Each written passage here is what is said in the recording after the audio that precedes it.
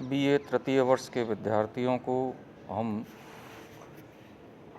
प्रथम वर्ष में सामाजिक विचारकों के बारे में जानकारियाँ प्रदान कर रहे थे। उसमें सबसे महत्वपूर्ण विचारक इमाइल दुर्खीम है। इमाइल दुर्खीम फ्रांस के समाजशास्त्री थे, जहाँ एक और अगस्ट कॉम्टे को समाजशास्त्र का जनक कहा जाता है, क्योंकि उन्होंने ही सन 1838 में समाजशास्त्र का नामकरण किया था, सोशियोलॉजी का नामकरण किया था, और उन्होंने समाजशास्त्र को एक पृथक विज्ञान के रूप में दर्जा दिलाने का प्रयास किया था। लेकिन समाजशास्त्र को वैज्ञानिक धरातल प्रदान करने में इमाइल दुर्खीम का महत्वपूर्ण योगदान रहा है। इसलिए इमाइल दुर्खीम को अगस्ट कॉम्टे का उत्तराधिकारी भी कहा जाता है।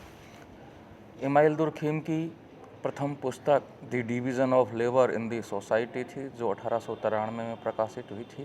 The division of labour in the society पर उनके लेखन कार्य पर ही उन्हें पीएचडी की उपाधि प्राप्त हुई थी।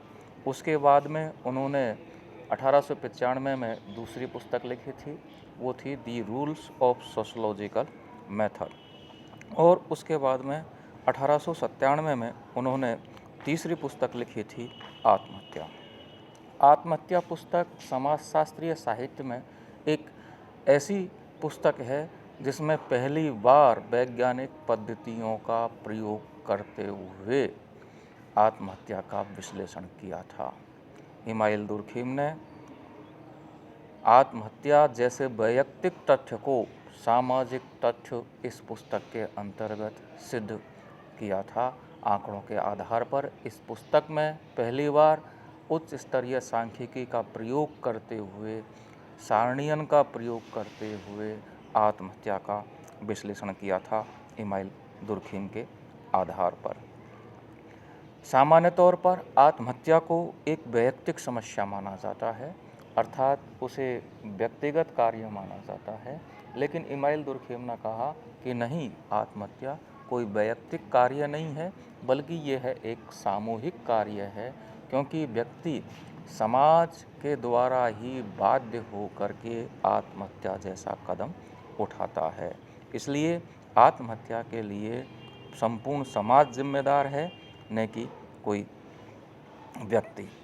यह पुस्तक दुर्खीम की विद्वता को स्पष्ट करने के लिए पर्याप्त है, क्योंकि इस पुस्तक के द्वारा दुर्खीम ने तथ्यपरक प्रमाण प्रस्तुत करते हुए आत्महत्या का विश्लेषण किया था। इसलिए रेमंड एरन ने अपनी पुस्तक मैन करेंट्स इन सोशोलॉजिकल थॉट में कहा है कि आत्महत्या का अध्ययन आधुनिक समाजों के व्याधिकीय पक्ष तथा व्यक्ति और सामूहिकता के संबंध को अत्यंत आकर्षक ढंग से प्रकाशित करने वाली घटना दोनों की व्याख्या करता है। स्वयं दुर्खीम ने अपनी पुस्तक द सुसाइड में लिखा है कि समाज में ही कुछ ऐसी शक्तियां हैं जो मनुष्य को आत्महत्या करने की प्रेरणा देती है। वह सामूहिक शक्ति सामाजिक जीवन की परिस्थितियों में से उत्पन्न होती है। आत्महत्या व्यक्ति में व्याधिकीय जीवन का दुखद अध्ययन है। तो इस प्रकार से दुर्खीम ने आत्महत्या के बारे में इस पुस्तक में विशद विवेचन दिया है।